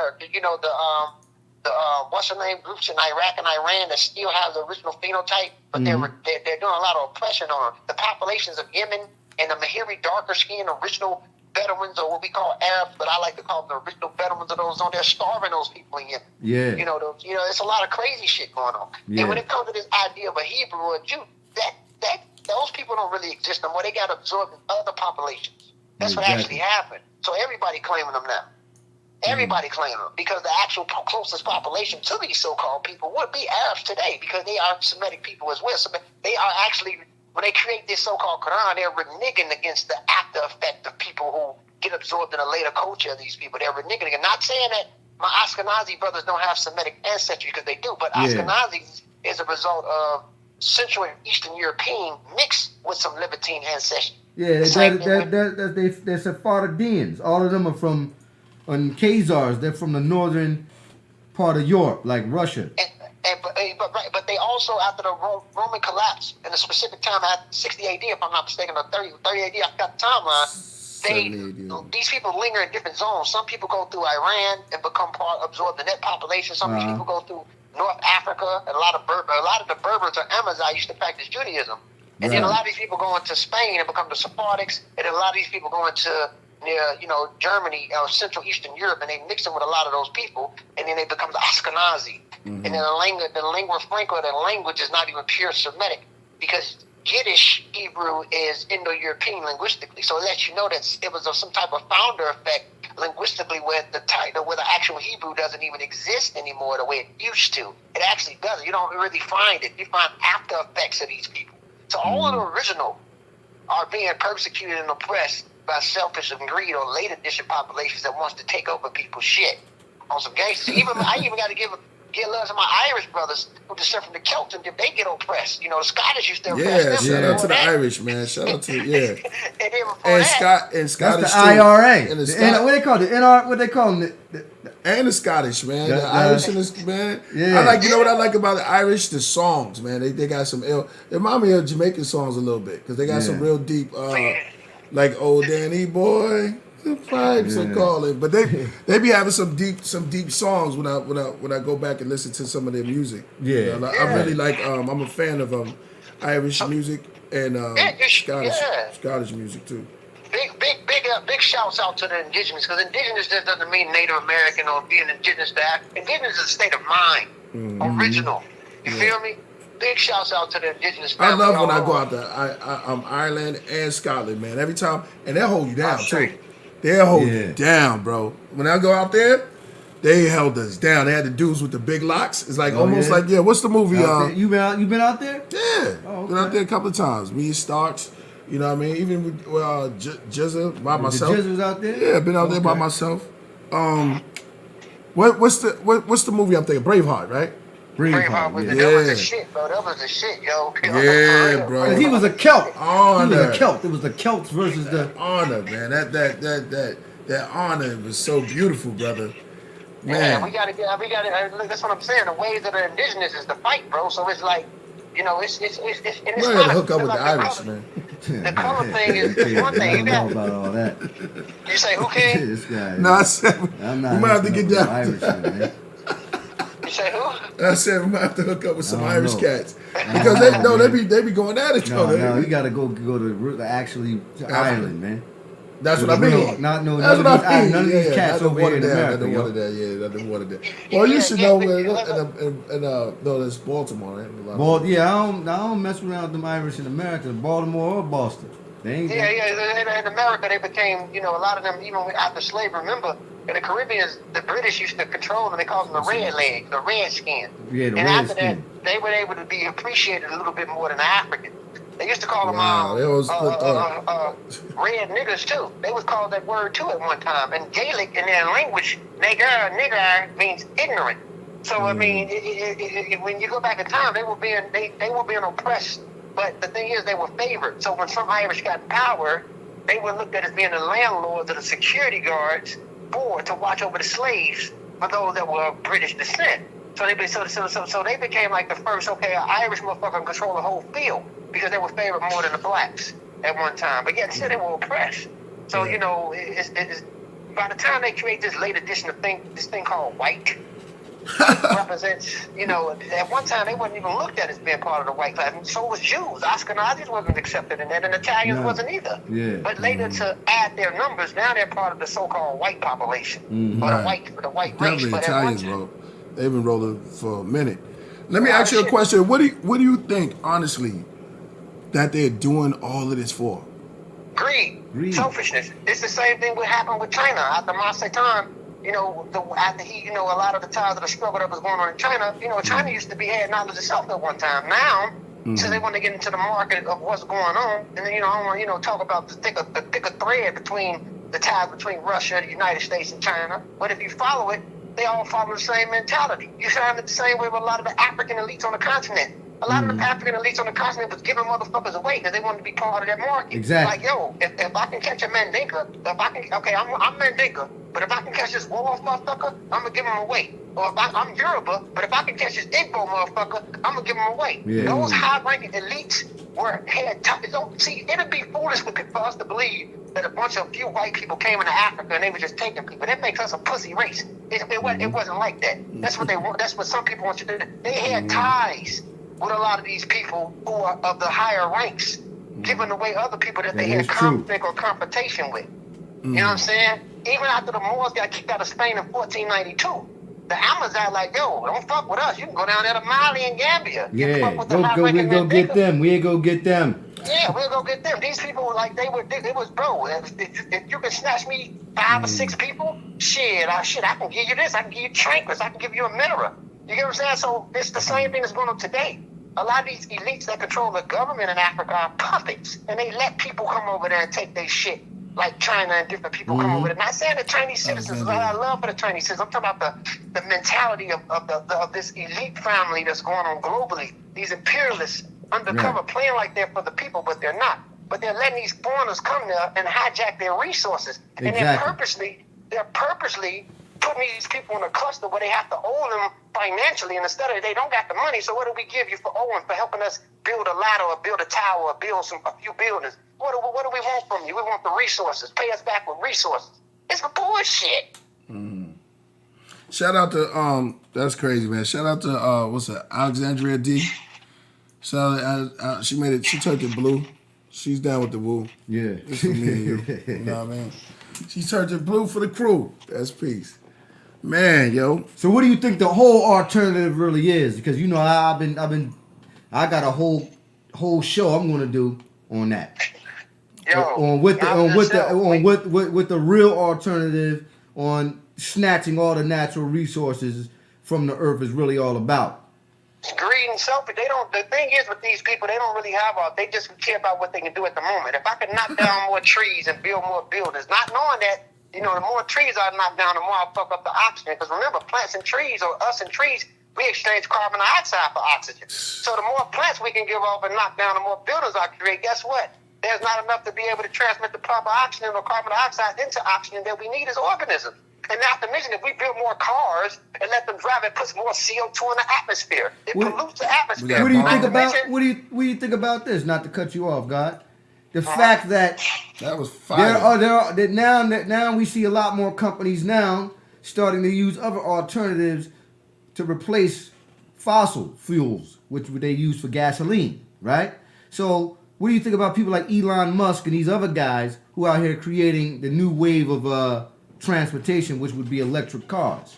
I mean, they make it electric cars, but they got to put more satellites with more volumes of radiation that they have to use. Now we have to understand what happens when you have more satellites to create this technology, high volume radiation satellites in order to create this technology that's more dependent on electricity than fossil fuel. What happens to the organism?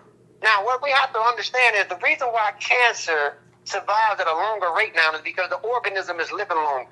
So now it's giving the organism more time to develop a collection of diseases to form undivided cells or divided cells that divide uncontrollably, that destroys, cells, tissue, and then eventually the organs. This is what cancer is. So because organisms is living longer, we have a lot of things that's going on around us when we understand the 5G. Not saying 5G that does that, but I'm saying if you have higher advances of technology, what happens is that we have to build more towers to keep up this technology. That is true. Well, Elon Musk has brought out the point that he wants to launch this thing called Starlink. You familiar with that? Where he wants to give everybody free internet. Where these I think like 50 or 100 or 1,000 satellites. I don't know if the brothers in the chat room can look this up. Okay. Look this up about Elon Musk. He wants to give people free internet and new satellite.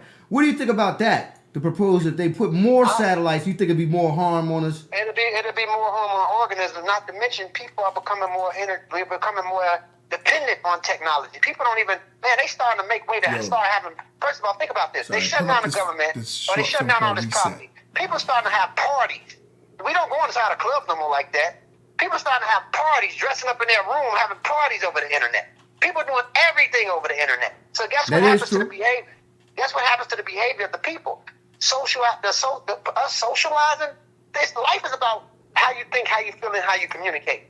The human population is becoming more and more lazier. We're not doing things the way we used to, what our ancestors did when they were more hands-on. And I give big thanks to technology because it makes things easier. But don't you think that the technology has brought more of a synthetic connection to people? Because I would say people are more connected now than ever. They're more connected now than ever, but the volume of care, like dating, isn't the same no more. No, it's all artificial now. Right. It's all artificial. Not to mention, people are becoming. You can see more narcissists on this internet. It creates more feud with people. Niggas are getting their motherfucking brains blown up. The way they instigating, with these young rappers and different shit, it's the media doing it. It's an outlet. It's creating more levels of narcissism. It's creating more people with mental disorders. All types of things is going on. You are in tune. I'm gonna show you how in tune. We was just talking about that the other day, and I don't even know how or what, but this shows you that we are resetting. This is getting to. You think it's time for resetting because we are organizing and we all in the same mind state, bro. You on it, right on point. You said narcissist. Narcissist. Well, you know that. Time for resetting stuff, bro. Huh? Well, you know that. It's definitely time to reset, man. The system is It's resetting collapsing. time, right? Yeah. Humanity is at a shithole. I mean, people don't even know where they're gonna get their next meal from. How they gonna pay their rent?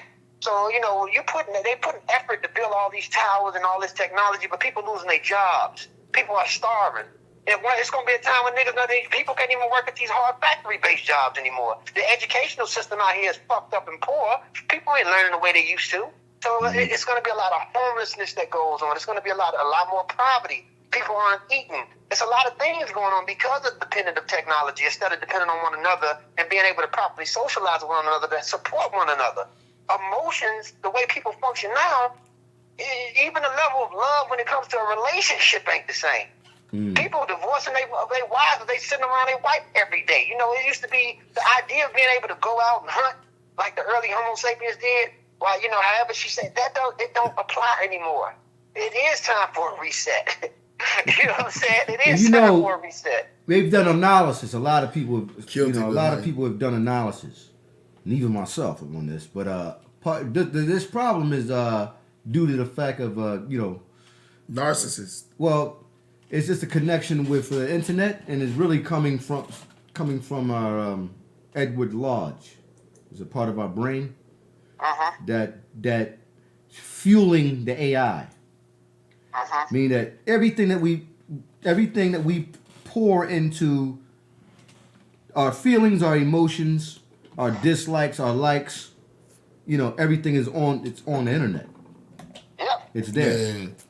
So we're kind of fueling the AI. Yes. Yeah. Because now the growth is exponential. They can't stop it. Do you? Hey, King, I'm gonna rotate now. I got a broke out. I'm gonna hit you guys back, man. Okay, brother. All right. Peace, No yeah. doubt. Yo, thank you, man. Yeah, Yo, shout out to NGOZI. Shout out, my Thank you, brother. Thank you, Assalamu brother. alaikum. Peace and love. Peace. Oh, man, he just... All right. Peace, King. Yo, AD, I want you to play this this short film that I was talking about. I wanted it, but since we was on the subject of the reset button, there's this short film. Could we check that out? The Great Reset? What it's called? The Great Reset? Yeah. I think that's it. Go ahead. So we're gonna check this out together, y'all. The Great Reset had to happen, and the human mind couldn't interfere with their plans. The human mind had to be suppressed. People were thinking for themselves. They didn't need bombs or chemicals. They understood that the most powerful weapon was fear. It ate at the human condition like caged rats around our heads. Our thoughts just rotted, decayed, until the old world had just become a part of our imaginations. By dismantling the core of society, they divided us, making people fight with one another. It allowed this to become a psychological war amongst the people. The virus collapsed the economy, allowing the New World credit system to be introduced. National governments formed to become a one-world government, and religion became illegal. No one could pay their mortgages. Property became government-owned. You stayed in line or you were hunted down like a witch. Police were given 100% power, and the city's empty offices became the workstations for the fascist state. The collection of data and monitoring human behaviour became the stable economy. No one could understand why and how this happened. But that was part of the plan. Keeping people disorientated, kept them asleep, and holding on to the system. The lockdowns had mentally worn people down, broken their minds and true understanding of reality. They needed the virus only to accelerate the changes that they were already making. It was the perfect smokescreen to bring about their new world order, which they had been working on for decades.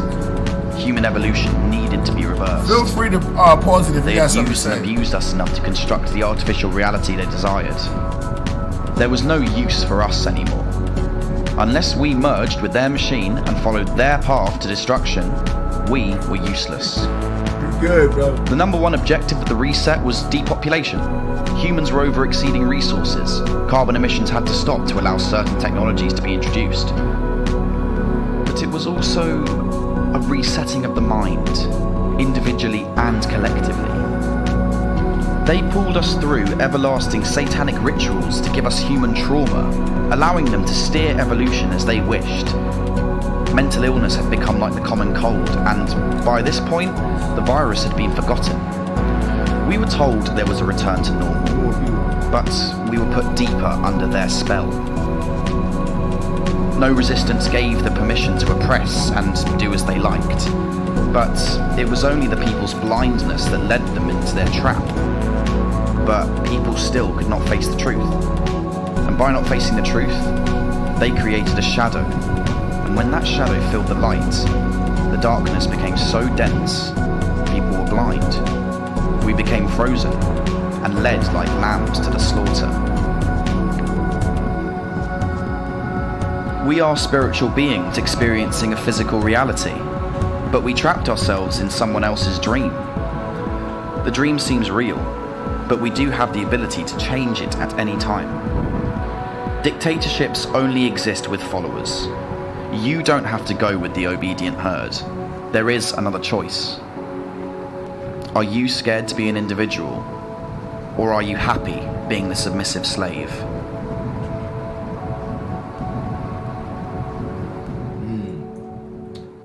I like that.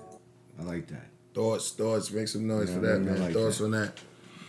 Well, we just- thoughts on that, artificial man. reality, I think, started out. Think about it. Yeah. I'm gonna keep it all the way real with you. And my main man AD right here. See him looking over there. What's going on, AD? I'm about to adjust the mic real quick. Just the mic. Just because you're sitting right there. Right. I'm gonna keep it real with you. We all know that this was a plan, orchestrated, figured out before. Remember, I told you about the art of war. Sun Tzu says every battle is won before the battle has begun. Mm-hmm. Right? That means that your enemy's already plotted you out. He knows how to defeat you. He's like, or he defeated you before, and he's like, I'm going to make sure that they can't defeat me again, and this is the new plan. You feel what I'm saying? So, I feel like that after they destroyed us physically, right? That means everybody, black people, white people, you know what I mean? We're in this world, right? I think now they're there to take the whole thing of the mind altering and mind taking over the mind and everything. That's all, like this film is talking about, their agenda, right? Mm. Or their alternative. We always say alternative 1, alternative 3, alternative 4. They have various different alternatives on ways to take over your mind. Mm-hmm. You know what I mean? And it goes back to technology is there. You know what I'm saying?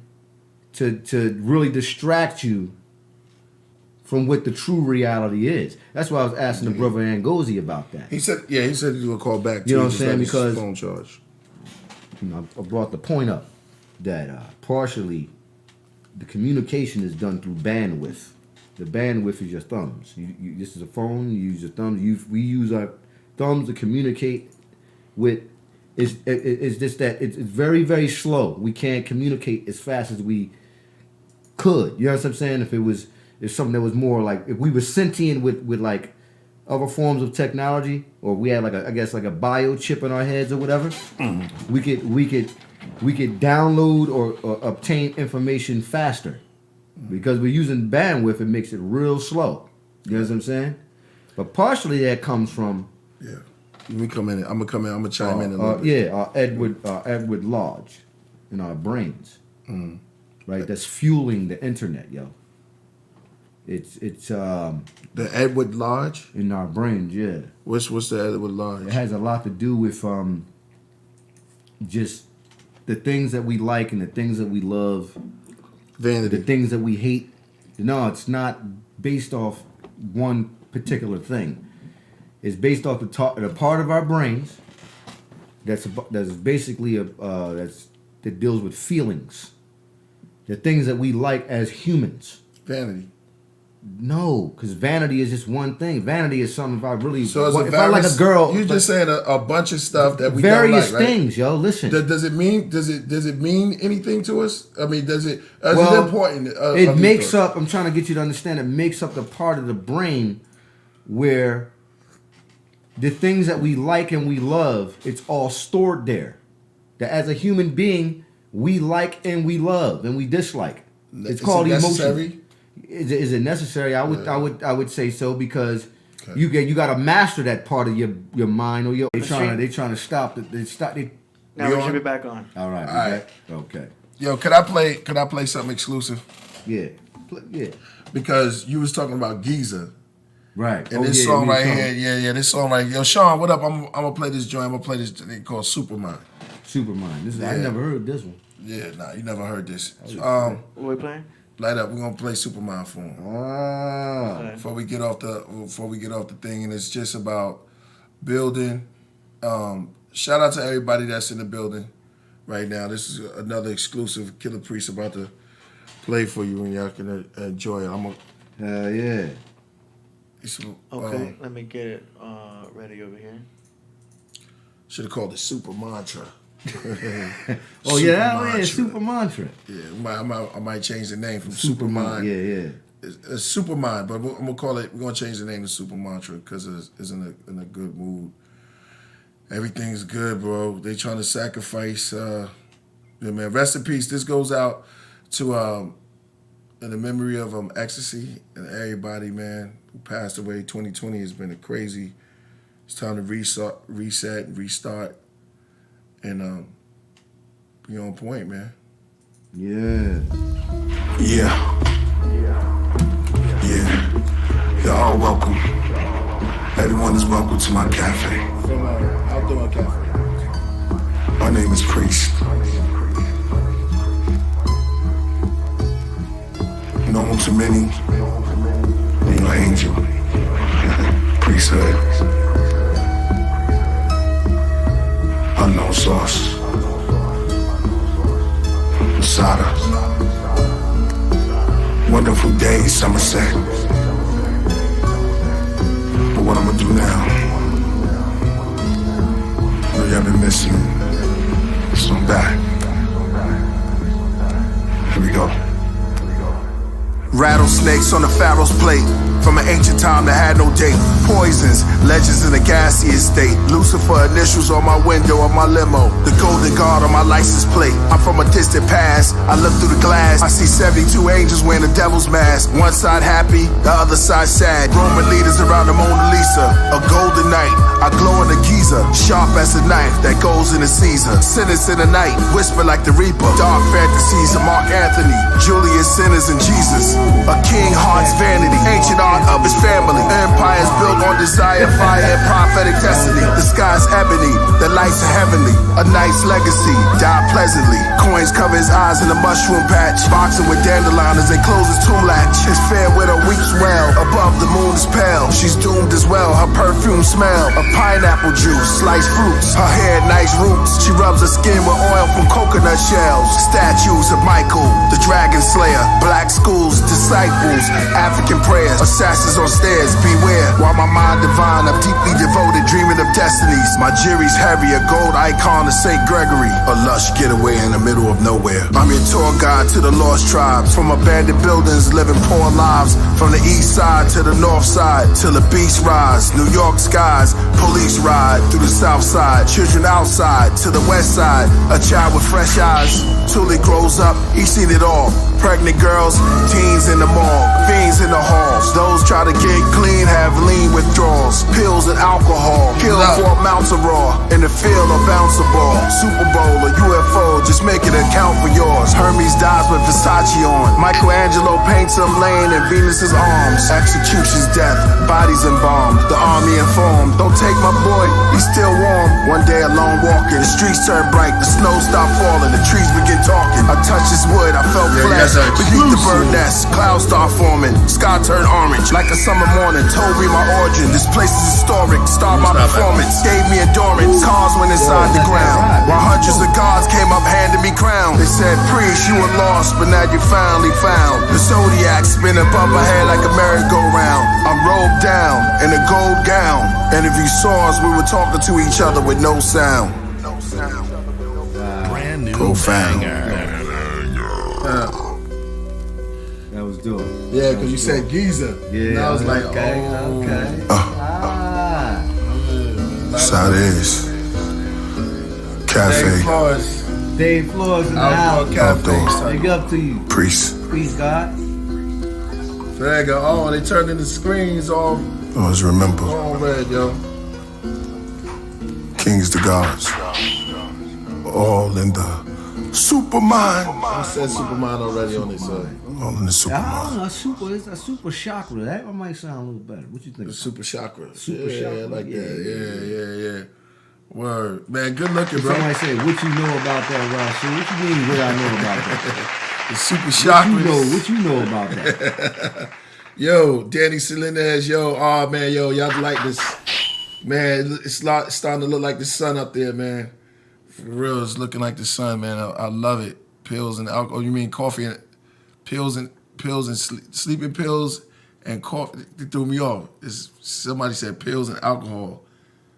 Yes, So man. what is that? Oh, think that's that what I one thought line you was. said too was pretty cool. You got What's your your- line. You be having the lines and shit. Man. Having the Yo, lines, good looking, yo, good looking.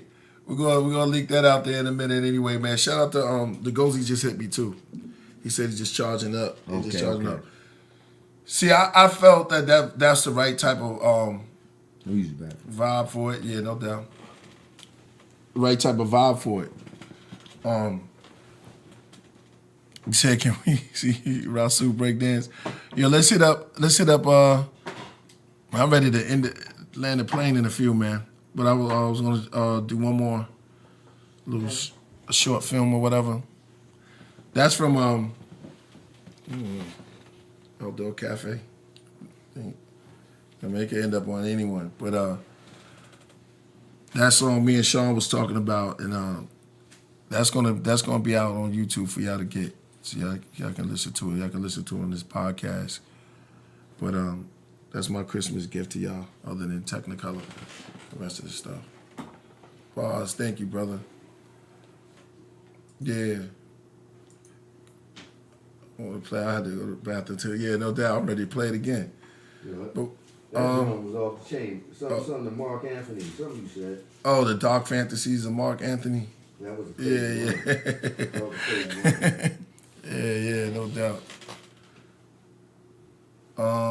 Jody, you in the building? Jody. Okay, so Tell Jody I said what up. yeah, check it out. Yo, we had a great time, man. I don't think we're gonna do this. I want to wait for NGOZI, but we're gonna probably like land the plane in a few minutes. AD, are you ready? Huh? Word? We landing the plane? Yeah, that's some things. Huh?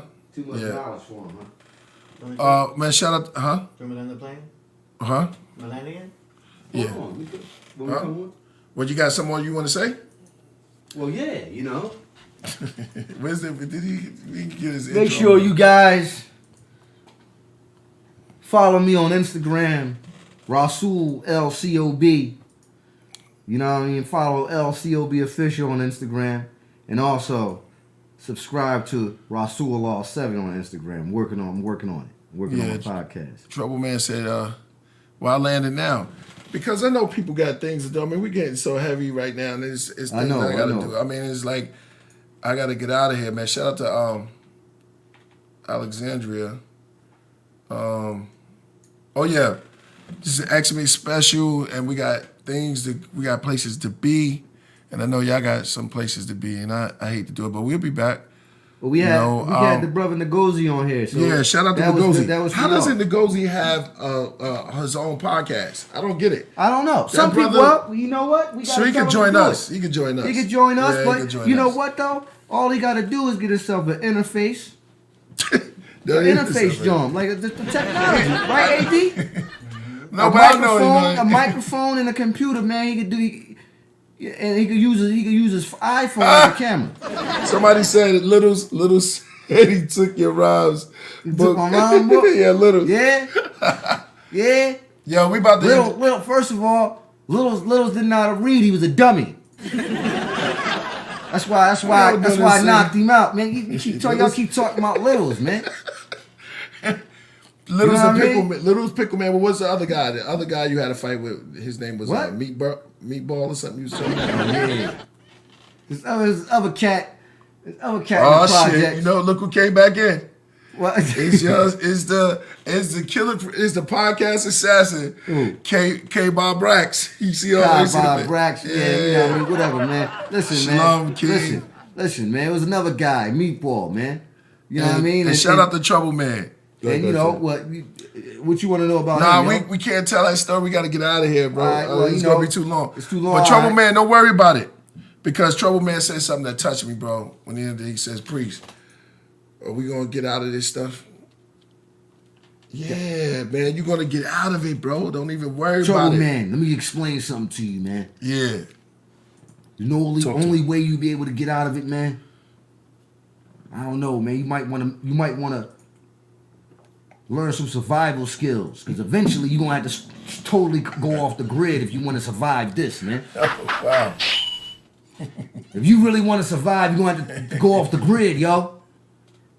I'm sorry. There's no escape. I told you. Real. The AI is exponential. It's growing exponentially just by virtue of the fact you're here on YouTube watching this podcast. I hate to say it. It has us. AI has us, yo. The whole Matrix got us. It's got us, yo. I don't know. Remember Morpheus and Neo was in the Matrix. They were in it. Yeah. That's what we're trying to tell y'all. It didn't get real till you were like this. He's Morpheus and I'm Neo. We survived the Matrix, man. So we trying to tell y'all. We trying to. The brothers. What they name? AD. I don't know, man. No, he's a program, man. He ain't get. No, AD's not a program. I don't know, man. No, what's the guys who flew the rocket? The good brothers of Zion. What was their name? Yeah. That was named he drove the ship. Okay, yeah. The Nebuchadnezzar. Yeah. That's what his name is. Not Tank. The other guy. Yeah, Tank. That's what it. Yeah, they both drove it. They was brothers. He had a brother. You know what I mean? Yeah, basically. It was called the Brothers of Zion. What was it called? Yo, Zion. The ship was called Nebuchadnezzar, man. Right, but they were. And Zion was the ancient city. Yeah. You know what I mean? Yeah. But I'm sorry to tell you, man. I don't know, man. It was Tank. Yeah, Tank. Okay. Well, put in it. Didn't they have a name? Tank and Dozer. Dozer was the other dude. Tank was the guy behind the computer, just talking about. So Trouble Man, we're here to tell you where he's Morpheus. I'm Neo. We're here to tell you. Shout out to Dan. You have to escape from. You have to release your mind from the Matrix, man. You might have to put your computer away one day. And priest for the chat. What he wanted to see before in the chat. What he said, futuristic. He said, is this Babylon, Rasul? No, it's not ancient Babylon. Definitely not. He's turned it blue for me and you. True blue for me and you. He said, could you say, who's futuristic fetcher? Yo, man, they be just... Before the rocket of the never... Okay. I don't know, what is that? You want to play that out? What? David and futuristic fetcher. I'll Google it. Who the hell is that? Yo, I want to thank my guest, NGOZI. Yeah, big up to NGOZI, man. Peace, my brother. I want to thank the chat room. Big up to everybody in the chat. It got real deep today. Yeah. I didn't even know it was going. I didn't get to pull the scripture. I was trying to build up the brothers, and I was going to pull out. Well, that's how it is. Once you get NGOZI on, he has a photographic memory of history. I don't know what NGOZI. He can go in.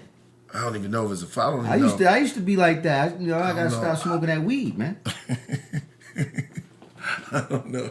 Yo, NGOZI don't smoke no weed, don't drink no beers, and Yeah. But that's what I'm talking about. I like to see the young brother NGOZI really go all the way in, like that. Chi-Town, yeah. Big up to Chirac. Big up to not everybody. The Chirac. Let's just get the real. Let's keep it. Big up to Chicago, man. Yeah. We don't like the stereotypes. It ain't called Chirac. Big up to everybody in Chicago on the south side and the west side, man. You know. All right. What's that? Big up to everybody in Chicago. Are you playing something for him, maybe? That's what they asked for. What is this? Oh, artificial. Oh, yes. This is the joint Steven Spielberg You always put in. Joint. But see, this right here, this is about a robot. Wait a minute. Yeah. Oh, you know what this? Yeah, I forgot. That's technical. Yeah. So no. What happened is the AI, the robot, he's on Earth, right? There's no more humans on Earth, but the AI actually meets the extraterrestrials. Human beings had created a million explanations. The AI. Yo, AD, we gotta get Danny Salinas on the team, bro, because he picks up some dope movies, yo. Yeah. Every time he picks out a good quote, I like This him. this is the brother right here that told us to watch this. We began a project. Yeah, Danny, he always. He's right. Yo, he's right on point. Yo, Danny, This right here. get in touch with us after this. I don't know how would he get in touch with us, because he pulls. We're gonna have you searching out some movies, because you pull out good episodes. This is crazy. The Rainbow Alien. Huh? The alien got rainbows in it. Oh yeah, it says C3. He looks like an Etherean. You know, they say that the Ethereans, all they can see is when you see Ethereans, they're pure light. This is actually a depiction of an Etherean. Yeah, whatever, man. For those who were You can't talk. Don't ever bring Pickle Man up, man. No more priest. It's already Why is. not? The Ah, man. resurrectees fell asleep on You gotta the call a night of their first Nuwapi day. They and died. you know what I again. mean? As And bring soon as them they in. became unconscious, their Like, very so, was he a existence savior? Or was he a... faded No, away man, into he wasn't a darkness. savior, man. So you see, David, the equations had shown that once an individual space-time pathway name is had been Dawood. used, it could not be Dawood. reused.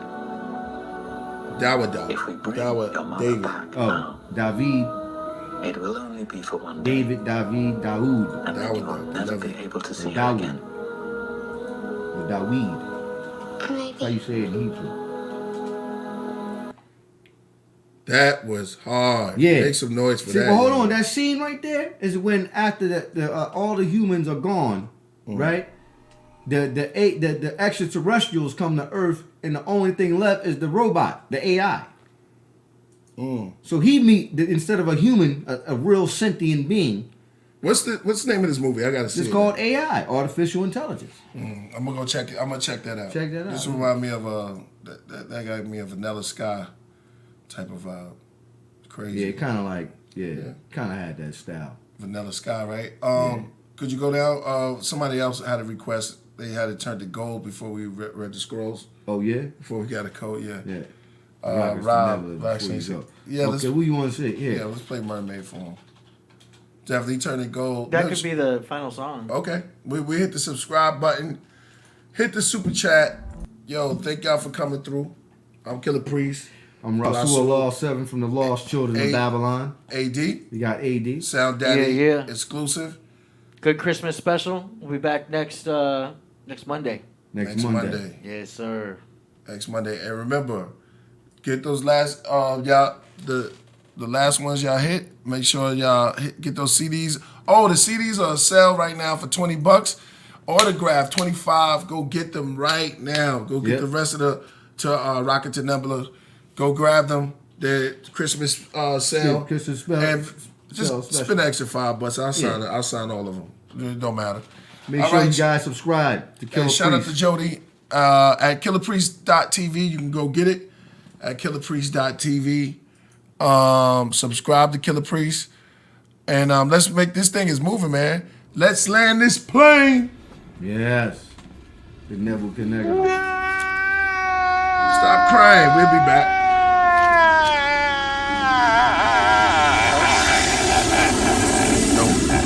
The Confederation says that there's no need to stand on ceremony. But there are no seats Mermaid down for you. either. I've heard much of you, Doctor. I have you. And that's the reason you're here. You've been an astronaut for 11 years. There's other questions, sir? It's an observation. Should you not have realized it, you've been the object of considerable observation for the past several months. I've been aware of some, Doctor. When the space agency put me on my project, they told me to keep in mind the scientific problems, and also to be aware. That's one small step for man, one giant leap for mankind.